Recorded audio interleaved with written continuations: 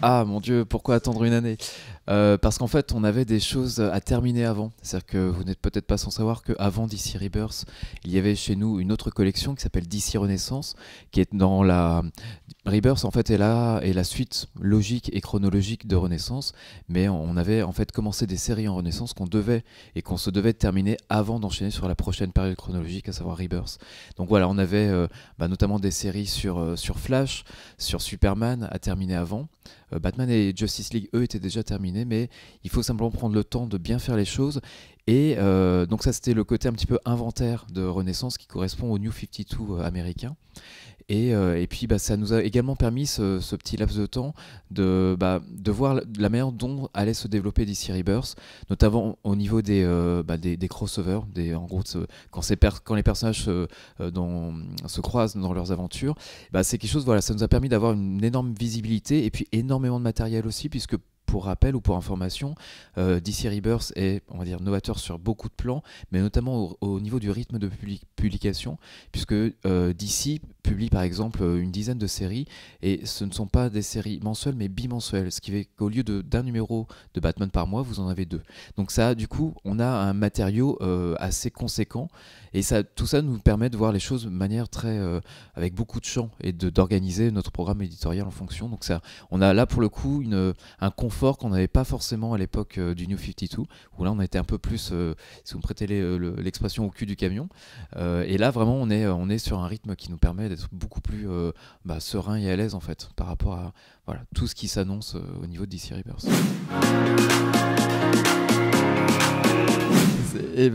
On a été un peu visionnaire là-dessus. Mais en fait, non, on avait besoin de traduire de toute façon New 52, puisque ça, en français, ça ne parlait pas. On ne pouvait pas mettre les nouveaux 52, qui en fait correspondaient aux 52 séries qui étaient relancées au numéro 1 en septembre 2011. Ça n'avait pas de sens en français, donc on a essayé de trouver une équivalence. On est venu avec Renaissance parce qu'on était vraiment sur cette logique d'avoir des personnages, des icônes qui sont mondialement connus, mais qui arrivaient avec cette jeunesse, ces nouveaux designs de costumes. En fait, on était vraiment avec des héros qui étaient adaptés à leur public.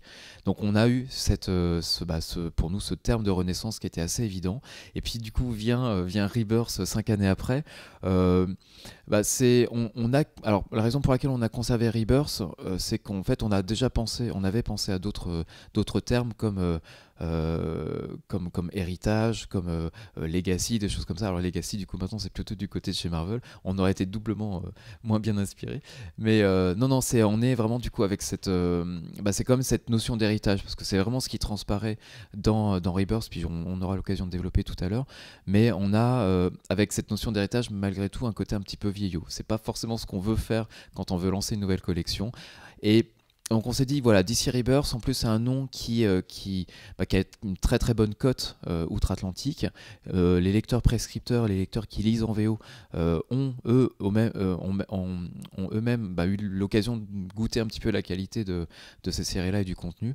Et en fait, DC Rebirth bénéficie d'une aura très positive, donc on se dit, voilà, on va pas réinventer la roue, on va utiliser DC Rebirth, mais en l'inscrivant vraiment dans la continuité de Renaissance. Oui. On est en gros condamné au succès, c'est qu'en fait chez DC aux USA, le New 52 a été un énorme succès pour eux, et ils ont multiplié par 2, par 3 je crois le succès avec DC Rebirth, parce qu'ils ont été capables en fait de se réconcilier avec un public qu'ils avaient peut-être un petit peu perdu en cours de route, avec le New 52 qui gommait quand même beaucoup de ce qui s'était passé depuis les 10, 15, 20 dernières années dans l'univers d'ici. Voilà, New 52, c'était vraiment un espèce de reboot, quoi. On était vraiment sur on réintégrait, il y avait quelques éléments quand même constitutifs de l'essence des personnages qui persistaient forcément. Superman est toujours cet orphelin kryptonien, et Batman a toujours vu ses parents se faire tuer au fond de l'allée du crime, donc ça reste la base, l'essence même des personnages, mais qui était adapté du coup pour surtout capter l'attention d'un nouveau lectorat. Ils étaient vraiment à la recherche de ce nouveau lectorat, mais du coup ils ont également perdu un peu les historiques, les lecteurs historiques, qui, bah voilà, ça fait 50 ans qu'ils lisaient, ou 30 ou 40, qu'ils lisaient du DC, et ils se sont pas forcément retrouvés dans les aventures du New 52. Et Rebirth, pour eux, est vraiment l'occasion de renouer avec cette base historique de lecteurs, puisque, en fait, on a un peu le meilleur des deux mondes. C'est que Rebirth est la continuité vraiment logique de Renaissance, mais va également réinjecter énormément d'éléments du passé qui n'étaient pas pris en compte, en fait, durant le New 52. Donc du coup, ils vont vraiment récupérer, ils ont en gros le public qui les a connus avec le New 52, qui va continuer à lire Renaissance. Ils ont un nouveau lectorat qui voit des tomes 1 et qui, pour eux, ça symbolise également l'occasion d'attaquer un petit peu la découverte de l'univers d'ici. Et puis il y a tous les anciens qui reviennent également, qui sont réconciliés entre guillemets avec DC et ses éditeurs et ses auteurs, qui reviennent en fait retrouver un petit peu de cet ADN, vraiment de cette espèce de saga familiale qu'on avait l'impression, qu'on avait l'impression de lire en fait quand on lisait du DC avant le New 52, puis qu'on avait un petit peu perdu après. Voilà, donc c'est vraiment là pour moi, et puis pour nous, pour l'édito, c'est vraiment ce qu'on a appelé ou labellisé un petit peu comme l'héritage retrouvé de DC Comics. Alors, donc il y a deux questions. Je vais prendre la première partie. Donc comment est-ce que ça se passe? Donc effectivement pour essayer pour relancer une nouvelle collection, parce que pour nous du coup DC Rebirth, ce n'est pas juste c'est pas qu'un événement éditorial, c'est vraiment une nouvelle collection. Notre catalogue est bâti autour de différentes collections, dont certaines collections sont chronologiques. On a le DC Archive qui va en gros de la naissance des super-héros de la fin des années 30 jusqu'à 85. De 85 à 2011, on a DC Classique. De 2011 à 2016, 2017, on a DC Renaissance. Et du coup, à partir de 2017, on a du coup ce fameux DC Rebirth. Donc on est vraiment du coup à un moment charnière, donc qui est symbolisé. On a un récit qui va cristalliser ce changement un petit peu, ce schisme éditorial. C'est cette brique magnifique qui s'appelle DC Universe Rebirth, donc qui est disponible là, je crois. Alors je ne sais pas quand est-ce que ce sera disponible au moment de la diffusion. Et donc vraiment qui va poser un petit peu les bases de ce qui va être développé pendant plusieurs années chez Rebirth. Donc on arrive vraiment, pour nous c'est important de lancer une nouvelle collection dans l'univers de DC, c'est un événement en soi, et on a voulu créer ou recréer un peu l'événement qu'on avait pu créer à l'époque de notre arrivée sur le marché des comics. Et on a pris, il y a un parti pris graphique en fait qu'on a toujours essayé de maintenir. Alors entre l'arty et le populaire, il y a ce qu'on essaie de trouver, c'est un peu l'élégance parfois dans certaines couvertures, les choix des illustrations, mais également la typographie ou la manière dont on va mettre en maquette et en image une couverture. Pour nous, c'est quelque chose qui est extrêmement important. C'est le premier contact qu'on a avec un lecteur, qu'il soit intéressé ou pas par le comics. Et on pense que l'une de nos réussites, entre autres, elle est sur cette identité graphique qu'on a pu amener sur le matériau quelques comics, et entre autres le comics de super-héros avec DC. Et du coup, pour toute cette nouvelle collection, on a un parti pris graphique qui est assez fort, puisqu'on a en tout cas pour les premiers tomes, on a des couvertures qui sortent un petit peu de l'image traditionnelle qu'on peut avoir du comics. Donc on a pris par exemple des couvertures plutôt peintes, avec un aspect graphique vraiment très très différent de ce qu'on a pu connaître en Renaissance. Vous verrez du coup je pourrais vous fournir les visuels, mais donc il y a vraiment ce côté-là. Et puis on a rassemblé tous les éléments, on va dire éditoriaux, toutes les informations, le titre, la tomaison, les auteurs, tout ça on les a mis dans un bandeau blanc qui libère vraiment l'image de ces informations-là, et qui permet vraiment à l'illustration de prendre toute son ampleur. Donc on a vraiment ce premier élément vraiment graphique qui va vraiment caractériser toute cette collection.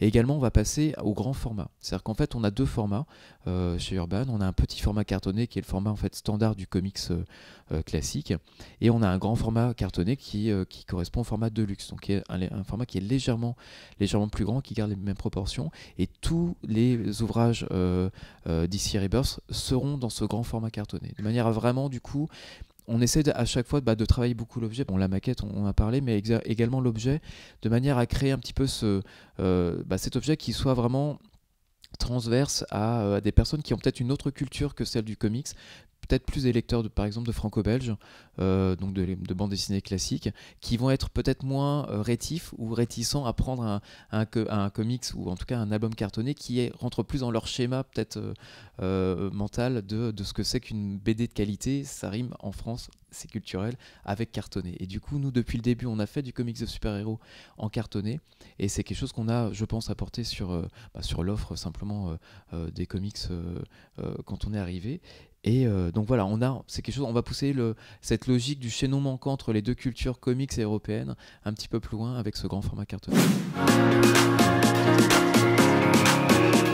Mais à quoi ils peuvent s'attendre? Donc ça, on a parlé de la forme et du visuel de la maquette. Après, sur le fond, c'est, on va dire pour les nouveaux lecteurs, ceux qui ont commencé DC Comics avec Renaissance, ils vont découvrir, et qui n'auraient pas été furetés dans les DC classiques, et c'est une énorme erreur, mais bon, on peut toujours rattraper, il est toujours temps.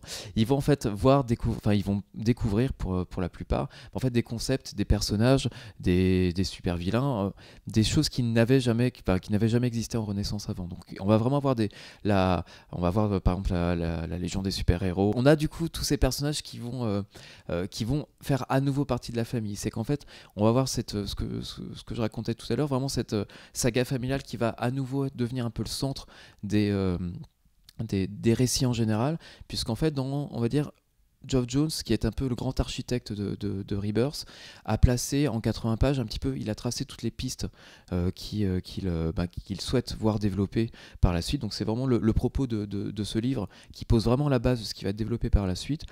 Et il va donner, c'est une intrigue qu'il a à peu près développée sur 2 ou 3 ans, avec du coup plusieurs étapes pour arriver à la résolution de cette énorme énigme dont on parlera peut-être pas trop, pour laisser, on va pas déflorer le secret. Et donc voilà, en tout cas, c'est une énorme intrigue qui sera développée sur plusieurs années, et il y aura d'autres récits en fait qui vont venir ponctuer l'évolution de l'intrigue. Et puis du coup, c'est vraiment à chaque fois, ça va faire référence à toute une histoire passée de DC Comics. C'est vraiment ce qui va, ce que les nouveaux lecteurs, en tout cas les lecteurs d'il y a 5 ans ou qui ont commencé le comics il y a 5 ans, enfin le DC entre autres, vont peut-être découvrir en fait cet ADN retrouvé un petit peu de personnages dont les aventures se croisent et se recroisent. C'est quelque chose qu'on avait moins en Renaissance, puisque les personnages étaient un petit peu plus sur des rails un peu parallèles. Il y avait Justice League, mais qui était un semblant d'univers partagé, mais c'était pas toujours le cas. Batman officiait vraiment de son côté, Flash également, donc on n'avait pas forcément cette impression d'univers partagé. Là, c'est vraiment quelque chose qu'on va retrouver à beaucoup. Oui, je pense qu'aujourd'hui, oui, ils ont pris conscience qu'en fait, Urban Comics, c'est leur premier licencié monde. Donc on est en gros le pays où DC, après les États-Unis, rencontre le plus grand succès.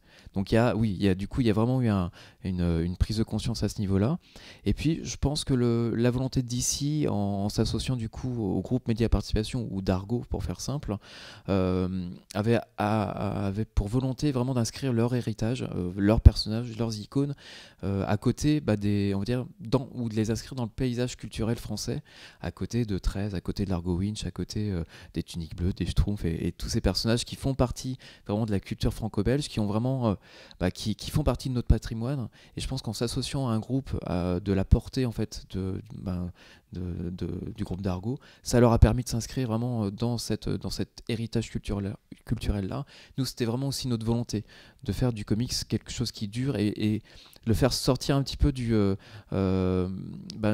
réseaux souterrains dans lesquels il était. Alors parce que c'était très genré, c'était très résumé aux super-héros en général, donc forcément parfois associé par défaut à une lecture pour enfants, parce que ça tend à être de moins en moins. Donc du coup on peut dissocier vraiment le comics ou le comics de super-héros pour enfants du comics pour adultes. Donc c'est vraiment quelque chose qui existe depuis les années 80, hein. C'est vraiment, on n'invente rien, c'est juste que c'est un processus qui est tellement lent de réforme des esprits ou des a priori, que là je pense qu'on est arrivé à un moment où en fait Urban a été créé avec ce partenariat d'abord qui a été créé entre DC et Média Participation, mais on est aussi arrivé au moment où DC en plus relançait avec le New 52 en septembre 2011, relançait en fait tous ses titres. Donc pour nous c'était une super aubaine, avec cette conscience quand même de devoir initier le lecteur français qui pourrait être intéressé par cet Omin, de l'initier aussi à tout cet héritage, parce que ça faisait 70 ans que DC publiait des comics.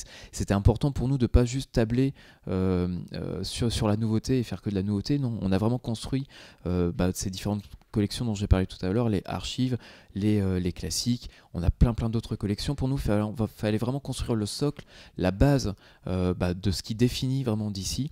Et aujourd'hui, avec Rebirth, en fait, on a vraiment c'est toute cette politique qui a été validée forcément par DC, mais qui se retrouve légitimée en fait par Rebirth. Avec, quand je vous dis vraiment, on a le meilleur des deux mondes, le meilleur du nouveau monde et de l'ancien, de toute cette ancienne chronologie qu'on a su nous développer pendant ces 5 ans. On ne s'est pas contenté que de faire de la nouveauté. Et aujourd'hui, vraiment, Rebirth est c'est la traduction de tout ce travail qu'on a pu faire. Les gens qui ont lu, alors qui ont des centaines de bouquins urbains chez eux et qui ont lu en gros tout ce qu'on avait publié d'ici, vont vraiment prendre un pied énorme en fait à lire Rebirth maintenant. En fait, ça a toujours été n'ayez pas peur, parce que quand on leur dit qu'il y a du changement, quand on dit à un libraire que voilà, ce qui est installé depuis 5 ans et ce qui fonctionne va changer, n'importe qui en fait serait un petit peu méfiant ou dans le doute. Et notre travail, ça a été du coup vraiment de leur dire voilà, tout ce qu'on a fait pendant 5 ans, ce que je disais tout à l'heure, ça justifie vraiment ce qui se passe maintenant. Donc on est vraiment, l'idée c'était vraiment de profiler ce qui se passe, de mettre ça en perspective dans la continuité vraiment complète de ce qu'on a fait depuis 5 ans. Donc à partir de là, du coup, on s'est un petit peu détendu. Et puis on avait cette difficulté technique à avoir par exemple 2 Batman tome 1 sur le marché. C'était pas forcément compréhensible au niveau des référencements et tous ces outils de base qui servent entre autres aux libraires. Donc on a de toute façon brandé la nouvelle série de Batman en Rebirth, ça s'appellera Batman Rebirth tome 1. Comme on aura un Wonder Woman Rebirth tome 1, comme un Flash Rebirth tome 1. Donc voilà, on aura une dissociation qui sera très simple sur la couverture, mais également sur les dos et sur la quatrième de couverture. Donc tout ça sera très, très charté. Pour nous, la charte, c'est vraiment c'est un petit peu la base de tout. Et après, donc, sur le plan vraiment du contenu, donc on a expliqué cette histoire d'héritage, un petit peu de choses, de nouveaux éléments qui allaient venir enrichir tous ces récits, tout simplement. Ce qu'on avait connu, c'était déjà bien, mais ça va être encore mieux. Oui, c'est possible. Et c'était en fait tout cette rassurer aussi sur le fait que d'ici c'est toujours réinventé. En fait, c'est un truc qui n'est pas nouveau. C'est que même le comics avec ses différents âges, alors c'est des choses qu'on désigne a posteriori, mais c'est quand même des changements qui ont lieu souvent, des récits ont cristallisé, des changements de paradigme entre l'âge d'argent, l'âge d'or, l'âge d'argent, l'âge de bronze, et après ce qu'on appelle le Modern Age ou le Dark Age.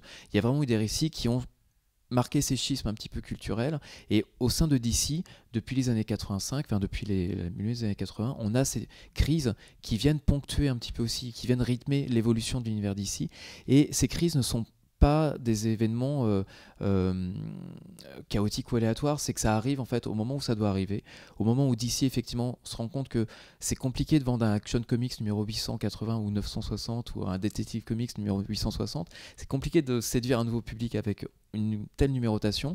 Eh bien voilà, ils vont créer un récit qui s'appelle Flashpoint et qui va du coup embrayer sur le New 52 en fait, qui était l'introduction du concept des New 52. Donc c'est juste rappeler aux libraires que ce qu'on a connu nous comme étant très naturel avec Flashpoint puis le New 52, c'est quelque chose qui est de toute façon intégré depuis des années dans DC. DC se réinvente à travers des révolutions qui s'appellent des crises et qui sont plus ou moins majeures, mais qui à chaque fois donne une autre direction un petit peu, soit réaxe, soit change complètement du tout au tout. Et avec Rebirth, on est vraiment dans dans le changement dans la continuité. C'est une formule un peu éculée, mais on est vraiment dans ce thème-là. Puis après, on a également parlé des auteurs qui travaillaient dessus. Quand on a Greg Rucka qui revient sur Wonder Woman, au moment où on sort le Greg Rucka présente Wonder Woman, qui est son travail antérieur sur le personnage, c'est rassurant aussi de voir que DC croit de plus en plus en ses auteurs. C'est que même cette politique d'auteur, on le voit dans eux-mêmes leurs nouvelles éditions, par exemple. Alors je vais encore reparler du Wonder Woman de Greg Rucka parce qu'il est très bon, mais ils mettent Wonder Woman par Greg Rucka. Alors c'est pas pour minimiser l'apport des dessinateurs, hein, mais c'est vraiment à ce moment-là, c'est le scénariste vraiment qui formalise son idée même du personnage, comme Grant Morrison a pu faire son Batman à lui pendant 6-7 ans.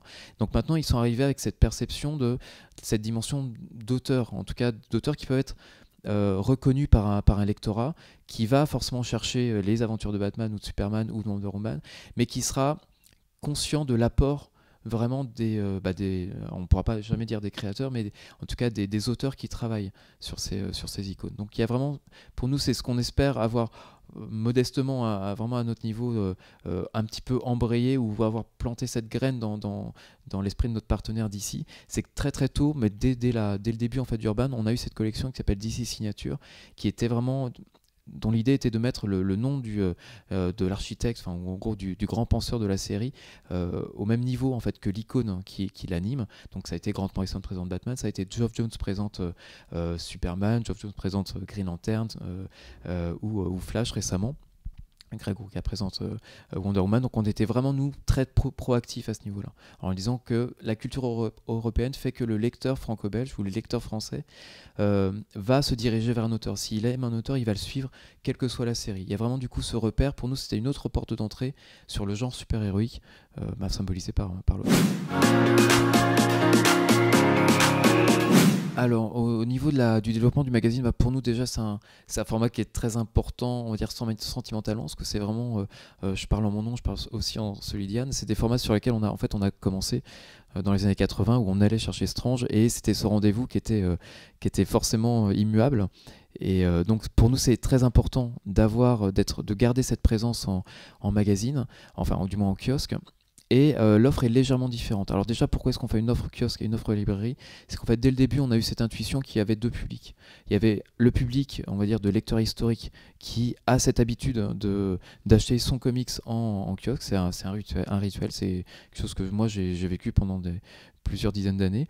Et on voulait également inscrire et développer le comics aussi en librairie, parce qu'on avait cette intuition, c'est toujours une base d'intuition à l'origine, qu'un autre lecteur ou un autre lectorat pouvait être intéressé par cette offre comics. Donc on a vraiment, pour nous, au même moment où on sortait le premier tome de Batman de Scott Snyder, de la Cour des Hiboux, et les 6 premiers numéros, donc l'histoire complète, on sortait le premier numéro en magazine. On se disait, mais vous allez vous planter, vous allez jamais vendre soit l'un soit l'autre, ça va se cannibaliser. Pas du tout en fait, ça a été vraiment validé. Il y a vraiment ces deux publics qui sont le lecteur parfois de comics pour X raisons ne va pas en librairie aussi. Il y a aussi cette réalité.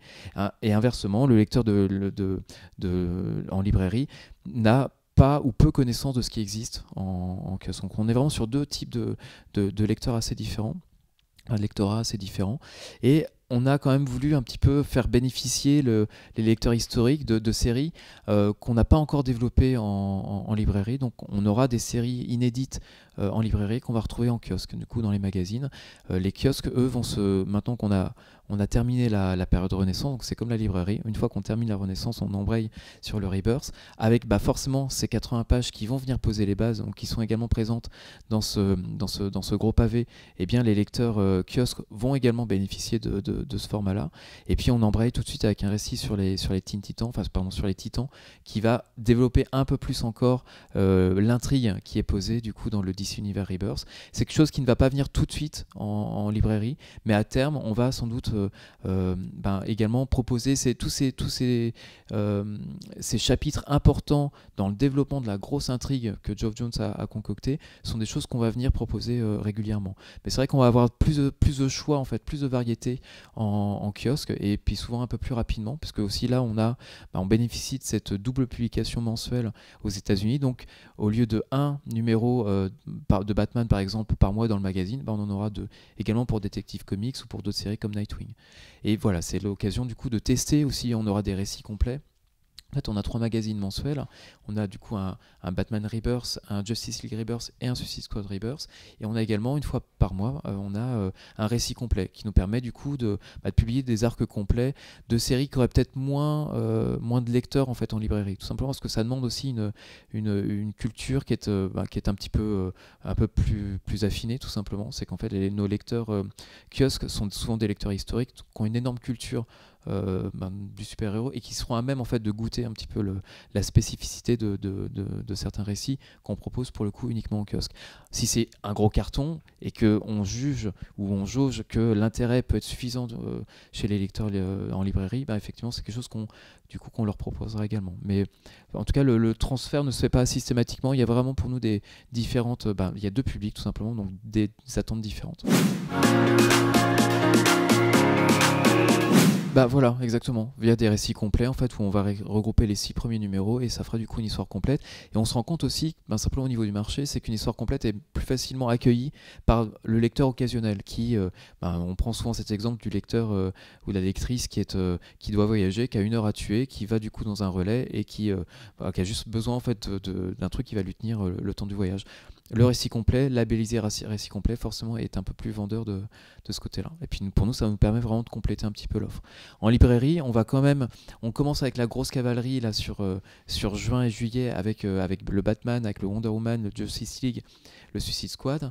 Le mois d'après, en juillet, on a le Batman Detective Comics qui est là, explore un autre pan de l'univers Batman qui est vraiment plus autour de la famille de Batman et de ses coéquipiers. Et on a également le Superman de Peter Tomasi. On fait une pause en août, puisque ben, les gens sont en vacances, et puis nous aussi un peu. Et du coup, on revient dès septembre avec, là, pour le coup, on élargit un peu plus l'offre. C'est qu'on aura encore du Batman, on aura du coup le All-Star Batman de Scott Snyder et John Romita Jr. Mais on va également, du coup, publier des séries qui ont été un petit peu les révélations de la période de Renaissance. Ça a été Nightwing, ça a été Flash, ça a été également Green Arrow qui viendra plutôt en octobre. Mais tout cette espèce de supporting cast qu'on aura plaisir à retrouver, puisque pour nous c'est important de ne pas réduire l'écurie d'ici à juste ce qui se voit le plus ou ce qui se vend le plus comme Batman ou Harley Quinn ou la Justice League, mais vraiment d'offrir autre chose un petit peu au menu, et vraiment ces personnages-là viennent vraiment enrichir la mythologie de DC, et puis on va pousser un petit peu plus loin. Il est pas comment dire impossible qu'on retrouve Deathstroke en librairie également, qui là pour l'instant est juste en kiosque, mais voilà, après tout dépend également de l'actualité. C'est qu'on a souvent des questions notamment sur Facebook auxquelles Charlène répond souvent. C'est qu'on a par exemple des séries comme les New Teen Titans de Marv Wolfman et George Perez, qui sont en gros un monument de la fin des années 80 en comics, et notamment chez DC, où là on retrouve vraiment cet ADN familial dont je parlais tout à l'heure. On a vraiment l'impression de partager des aventures, d'être en caméra embarquée dans cette équipe de jeunes sidekicks. On nous demande toujours, mais quand est-ce que vous allez publier en fait cette œuvre-là? C'est génial, machin truc, j'en ai entendu parler, je l'ai jamais vu en français, publiez-le s'il vous plaît. Donc c'est des choses qui se font pas comme ça. On va pas publier un bouquin parce que nous également ça nous plaît et on se dit allez hop on va le publier. Puis en fait c'est le meilleur moyen pour se planter, de fonctionner uniquement à l'affect, parce que en plus c'est une série qui va nous engager sur un nombre assez important de tomes, et si on ne trouve pas la bonne exposition, en gros je parle d'exposition mais exposition médiatique en fait. Là récemment on a appris que Geoff Jones travaillerait sur une série des Teen Titans. Et ben voilà, là c'est l'occasion parfaite pour nous de mettre en lumière ce matériau-là, de lui donner une chance en fait, donner une chance d'aller jusqu'au bout, parce qu'une série qui sera quand même assez conséquente, on peut pas se planter dessus. C'est comme quand on commence Hellblazer, faut vraiment trouver le bon moyen de comment aborder une série qui fait 300 numéros.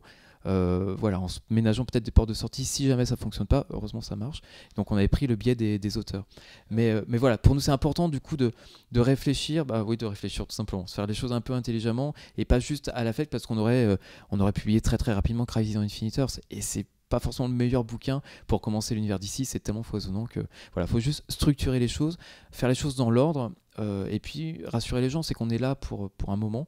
Donc il n'est pas question que voilà, on laisse des grandes œuvres impubliées ou inédites encore en France.